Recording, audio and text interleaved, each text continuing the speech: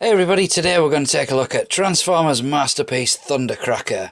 Now before we start, I'd like to say a big thanks to Josh, here on YouTube as G1 Hexatron, formerly the Mighty Predaking. Now he managed to pick this up for me when this first came out. Apparently they're pretty easy to get now, but at the time this was really tough to get and the scalpers were going crazy with these on eBay. So big thanks Josh, mate. So this was a Toys R Us exclusive in the US and is based on the MP11 mould, which was the Starscream Coronation set. The Japanese did have a release of Thundercracker, but it was based on an earlier mould, but this is the updated one.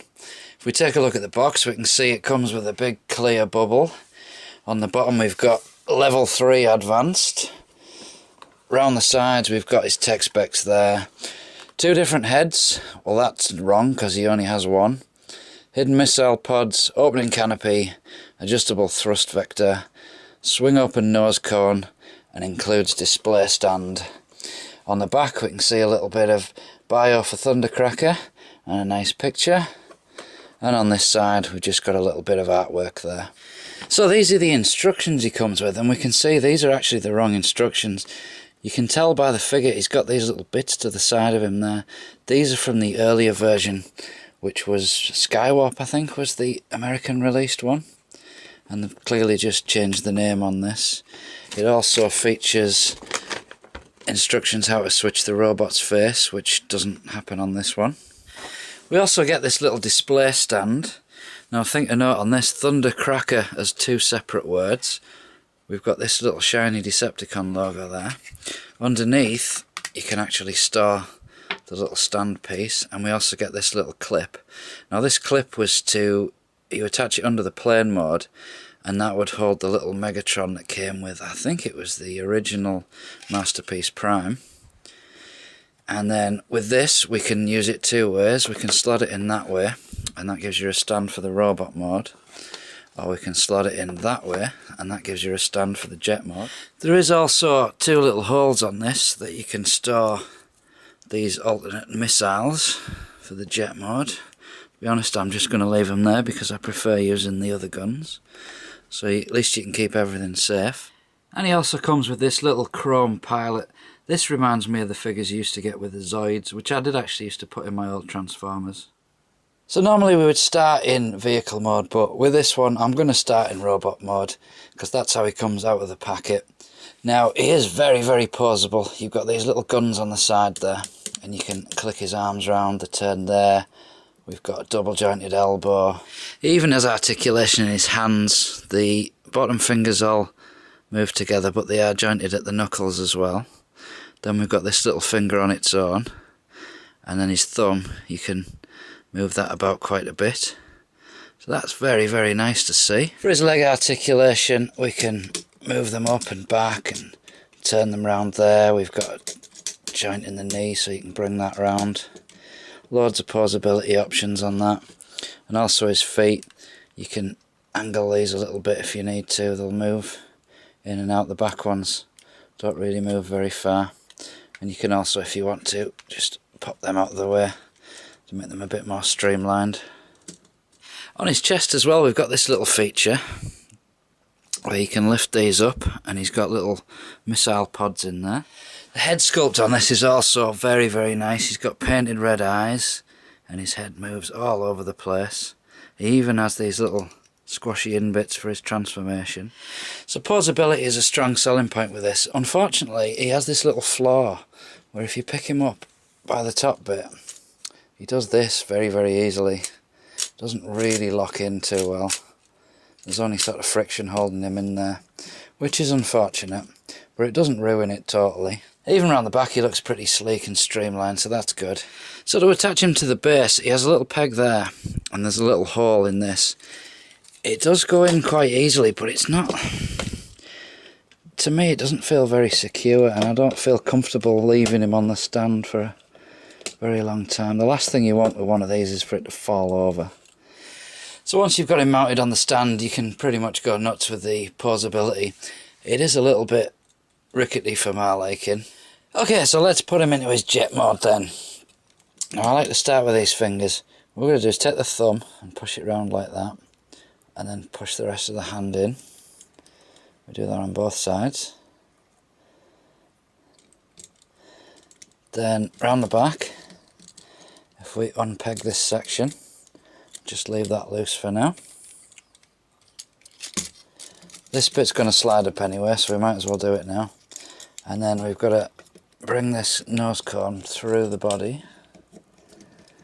And it doesn't always want to go, that's it.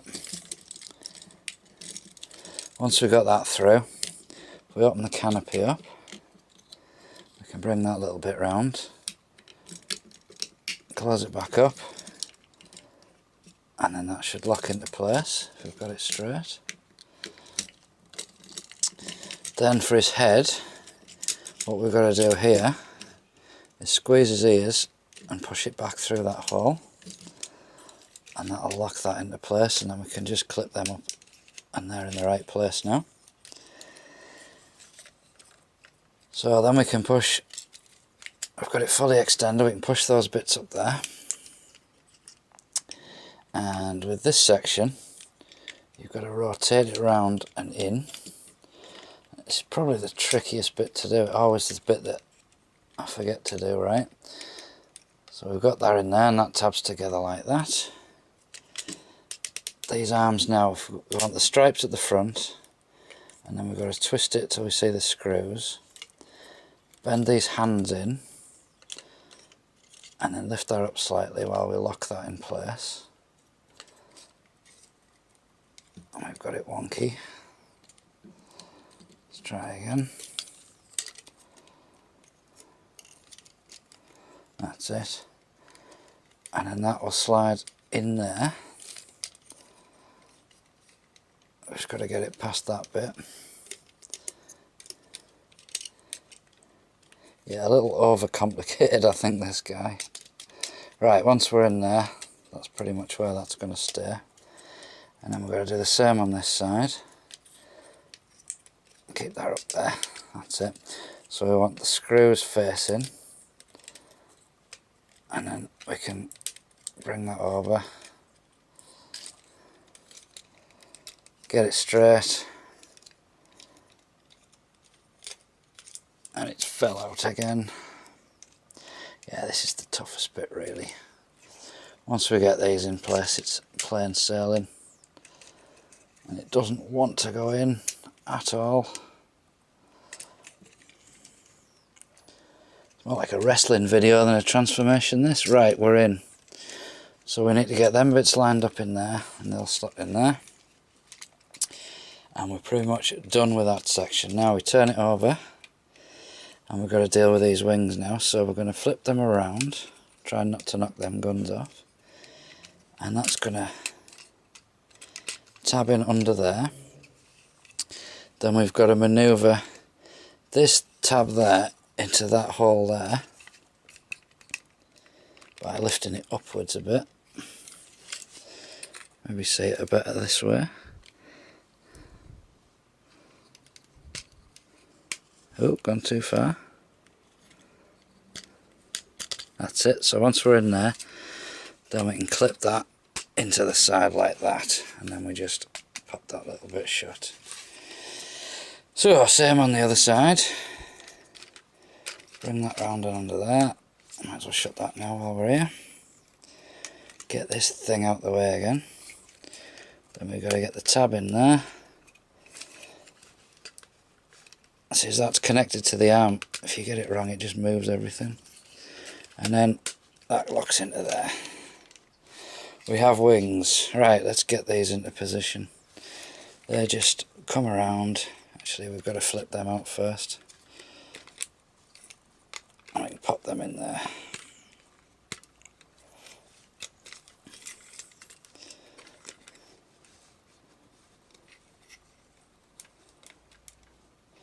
And that'll keep them in place. Now we just need to sort the legs out and we're there. So with these sections, you've got to slide them down till they click, and then you can tab this into one and push it in, and that'll link up with that bit, and then we're all straight again. Now my favourite bit of the transformation, I love this bit.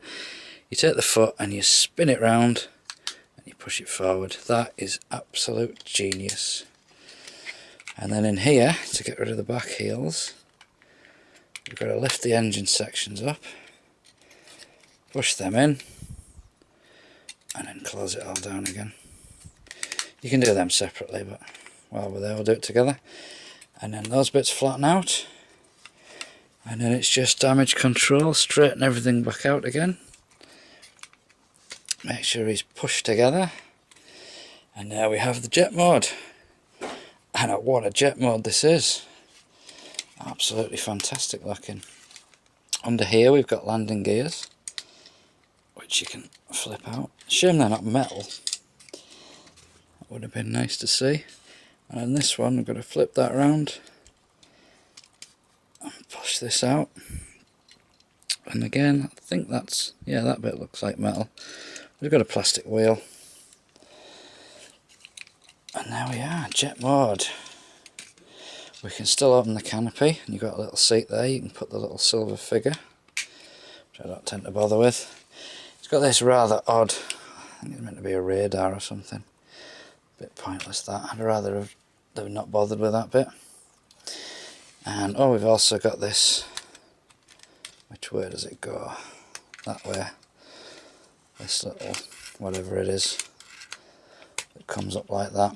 And obviously where the feet were, just being careful with this, you can lift these back up, and they're sort of the engines,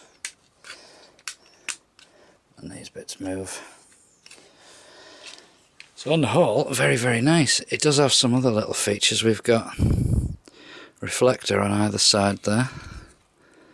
Don't really know why. We've got D24, Destron 24, that's the original number for the Japanese Thundercracker. And then we've got, it's that Joe Big Daddy Kide and Captain J Dragon Sass. I believe they're some of the Hasbro design team. And we can attach the jet to the stand. Now we're using that little peg there and that ridge.